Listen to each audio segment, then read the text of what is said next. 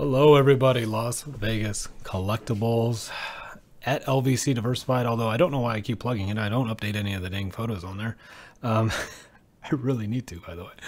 All right, so I wanted to put out a little quick what I think of the market right now type of video. And what motivated this conversation is two things. One, I started seeing all these other content creators talking about how they believe that investors and all the new people into the marketplace are leaving. So there's like that common drumbeat going on right now from a lot of the bigger name content creators, not like little name people like me for the last 6 weeks that I've been talking about that. But that's one aspect that made me want to put this out. But the other aspect was actually, hold on one second. I got a phone call today. So I don't get very many phone calls when it comes to people wanting to sell me their collections. I don't advertise for it. I don't spread the information out there. I've purchased one person's collection since I opened my business, and they did reach out to me through my contact information on Google. I mean, and that was months and months ago. And that's the only time I've done that. And I don't really see myself doing that again in the future. It's not really my cup of tea, right? But I thought it was really interesting that today I got that call, while at the same time I have just finally caught up on watching some of these YouTube content creators videos, and and I'm watching them all say the same thing about how people are leaving and they're trying to capture any kind of I wanted to say capture any kind of the profits, but really they're not capturing the profits. They're just mitigating their losses as much as possible, right? So they're talking about investors leaving. They're talking about the state of the market being bearish and how a lot of people that got in the last 12 to 24 months are leaving because they're noticing there's not enough money to be made in the short term and they don't want to wait. I mean, one guy, he's even talking about how the newer generation of investors are too, what did he call them? Too, I don't know. I think he was referring to their short attention spans, right? They're unable to be patient enough to wait for profits.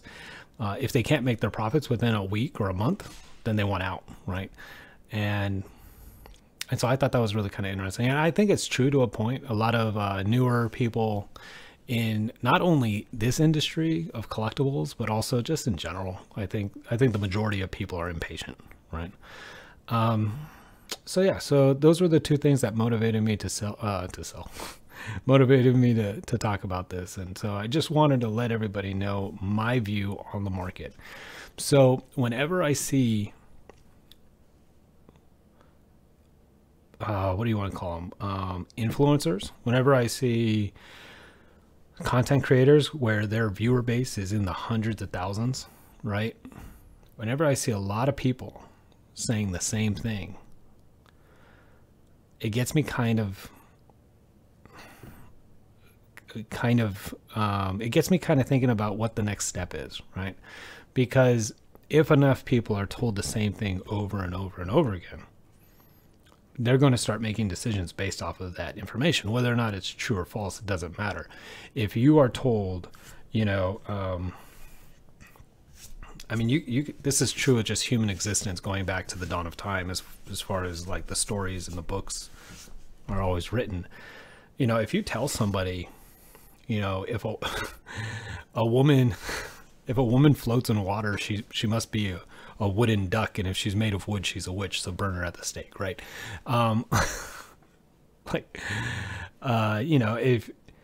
If you go back far enough, you could talk about how religion is responsible for so much death in the world, right? Death in our history books, because if you're not worshiping this one God over here that we like, then your God must be wrong and evil, so we must slay you and therefore destroying your God and stuff, right? So like, you get enough people saying the same thing to a group of people, they're all going to start like just believing it, right? And that's unfortunate, but it's true. It's part of the human condition, right? We're all like that.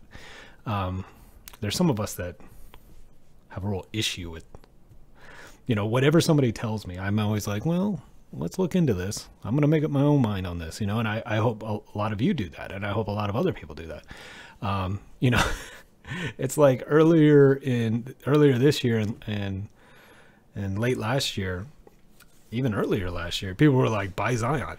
Zion's the next LeBron. Zion is even bigger and stronger than LeBron, and he's better, you know, and all this stuff, and like blah blah blah blah blah. And I'm like, well, if everybody's telling me to buy Zion, I'm gonna really take a hard look at that and be like, well, if I buy it and everybody else is buying it, well, then why would it be worth anything more than what everybody else already has? If everybody has a $10 bill, then nobody has a $10 bill, right? So, which is actually hilarious, because now Zion is like, the market is completely crashing. Nobody knows if he's going to play again. And who knows? Maybe he will be the next LeBron. Maybe he will be. Although maybe this injury has really kind of mentally and physically screwed him up for the rest of his life, and he's not going to play again at the level that he was ever again. Right? But you don't know. Maybe this is going to motivate him to retire early. I mean, look at Andrew Luck, right? So I just think that's really interesting that everybody now, not everybody, but the majority of very large content creators, personalities, influencers, whatever you want to call them, are saying we're in a bear market and investors are leaving, right? They're all like, okay, so we have, I mean, Alpha Investment's been saying this for a while too. He's you know, he's talking about how the market is correcting and that the market was never made to have a, you know, a $5 pack of any card be able to be arbitraged into $50, right? Like he's been saying all this stuff from day one too, but you know, he's talking about how Flesh and Blood, a lot of the secondary markets kind of getting bearish, right? Which is just another word for correcting itself, getting back into an equilibrium, right? And before, hopefully, it becomes bullish again, right? The whole hope is that it becomes bullish. However, it does need to correct, and then we could start being bullying again, right? You can't just to the moon forever. Yeah, it has to correct, find its equilibrium, and then we can move forward with the normal ups and downs, right? And so the great curator, he's talking about it. You know, and he's referencing the Josh Looper white paper, and then also talking about the marketplace, about how he sees investors leaving, etc. And also why the marketplace over the last 2 years, like Josh, he's basically referring to Josh Looper's white paper through all of it, and I, from my understanding, he didn't offer a lot of differences in perspective, but he was giving examples of how. Like giving examples to support what Josh Luber was saying. And so, and there are observations that I believe to be pretty 100% accurate. I mean, I've been saying this for a while. I think a few other people have been saying this for a while. And this is Gold Label Sports. Never seen one of his videos before, but he just put out a video also. And you can see he has over 1,000 subscribers, and he's talking about card investors exiting the hobby due to not being able to make money as fast on investment, right? And so this is what I was trying to refer to before. There's so many other opportunities out there. Why would you spend, like if you're an outside investor, not familiar with this hobby, don't really care about collectibles, you're just in it because Josh Luber and Logan Paul and Gary Vee said to that this is a good place to put your money, and so then you started doing it, and now you're looking around, it's like, oh, nobody else wants to buy this now that I bought it. Like I bought it for 10 grand and nobody else wants to pay for it for 10 grand, so I'm just gonna hold this card that I never cared about in the first place because Gary Vee told me to care about it, and now I don't care about it, and there's nobody else out there that cares about it enough to give me a ROI on this, so I'm just gonna sit on 10 grand until it's worth 15 grand at some point in the future, maybe. Like, you know, so there's a lot of these people that got in and they're like, why did I do this, right? And when I can easily put that 10 grand as part of a payment to a new townhome where I can rent out both of those and get a great return on my investment, right? So a lot of these people came in because of influencers and all these people telling them how great it is, a great opportunity in this unregulated market. And now after 12 to 24 months, they're all running for the hills, right? And they're like, well, that was a waste of my time and money, right?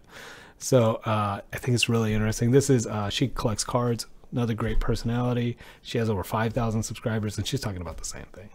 You know, how the market's trying to find its balance again, find its equilibrium again. And so now that everybody's beating the same drum of this,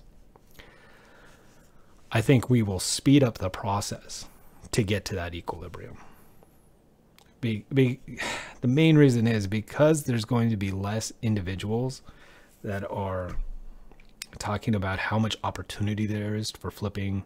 And there's less individuals talking about how, you know, you can grade a card at PSA now for $50 if you're a lucky lottery winner or one of their long-term members, whatever their stipulations are.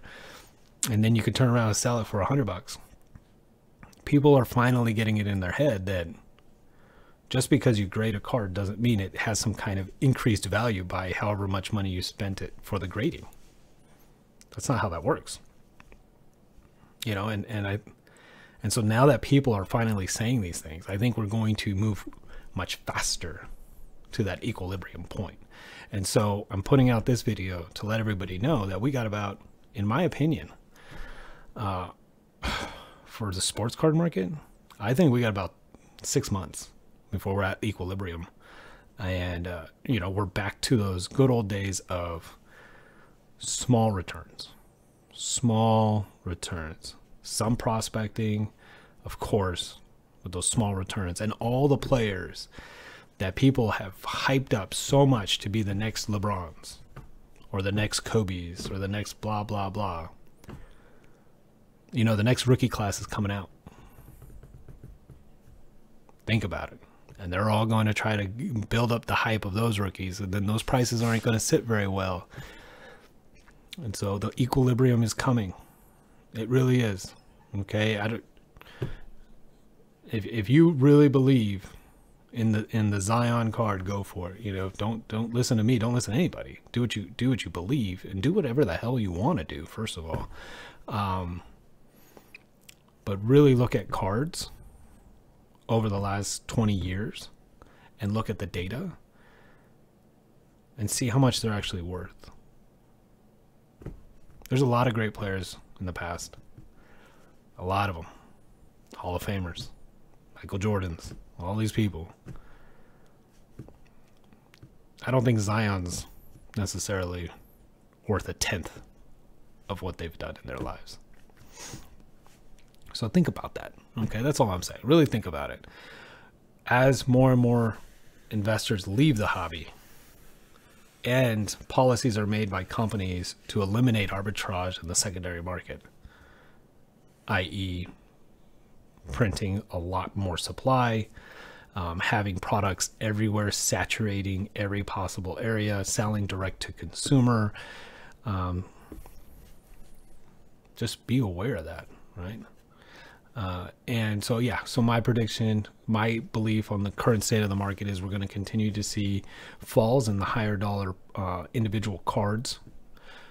We're going to see falls in those prices as there's less people with big pockets, big full pockets to make those very large transactions. You know, I think a lot of the money will be going towards a lot of the new money. So people are going to continue to come into the hobby, of course, but they're going to be sticking their toes in. Right? They're going to be putting their feet in slowly into the shallow end of the pool instead of diving head first into the deep end. And so I believe that a lot of the money is going to continue to go into inserts, not just the rare inserts, right? Not just the jambalayas, the PMGs, the kabooms, you know, not just those, let's say, highest end inserts, but it's also going to be inserts for the lower end, right? I'm just talking about the smaller parallels, the discos, the X-fractors, just the lower end inserts of big name players. And that's, I believe that's where we're going in the future. And as we continue down this road, yeah. And take a look at what's selling on eBay, by the way. Take a look at what's selling. Here, I'll pull this up really quick. So I have a bunch of 2021 Fire. I opened up a 2021 Fire hobby box recently. And I took pictures of all the cards of rookies and that were inserts and, you know, cards that may hold value. And I took pictures before I looked at the listings that were selling. Like an idiot, I just wasted so much time out of my life. Look at what's selling first before you start taking the photos. Come on, John, you're better than this. But look what's selling. Look at this. This is the, you know, one of the higher end inserts. Smoke and mirrors, gold. Yeah, with shipping, $2.15. You know, like, look at this auto right here of Javier. You know, and it's a decent sized marketplace. Houston Astros, they've been doing good for years now. Christian Javier, he's a up and coming pitcher. There's auto, rookie auto, $8. Look at Mountcastle, doing great things, $2. And that's numbered, right? Oh no, that one's not numbered. But still, like, what the heck? Dylan Carlson, gold, one of the biggest prospects of the year, $2. Oh, I mean, I'm so sorry. Like $7. So I have pictures of so many cards that are just worth under 10 cents. When the biggest name rookies are selling for that. And look at this Ken Griffey. Beautiful Ken Griffey, gold minted. Yeah. $9.99 or best offer, and it was obviously a best offer because it struck through. So it didn't even sell for $10. And these are some of the rarest parallels and inserts, the golds. I don't even have any gold. Out of the entire hobby box, I didn't pull one gold. So yeah, no. This is I wasted a lot of time taking photos of all that. If I can't sell something for at least 99 cents plus shipping, you can't even list it. You know, and then you're just taking up listings out of your eBay account. So then you just have them up there for no reason. So yeah. So just look at what's going on in the marketplace. Look at the sold listings for the products that you want to open. So for instance, I opened at Game of Thrones, you know, and yesterday, and I got a pretty cool card here. Let me show you. Hold on. I want to show you real quick. Sorry for the lack of preparedness here. This is an amazing, beautiful, hand-painted card, right? It's got, I want to say acrylics, but I don't know. You could see the paintbrushes. You can feel them. You know, it's signed by the artist, Faustino. You know, it's a beautiful sketch card.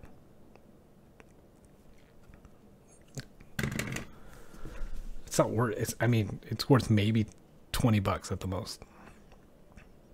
And the box was $140.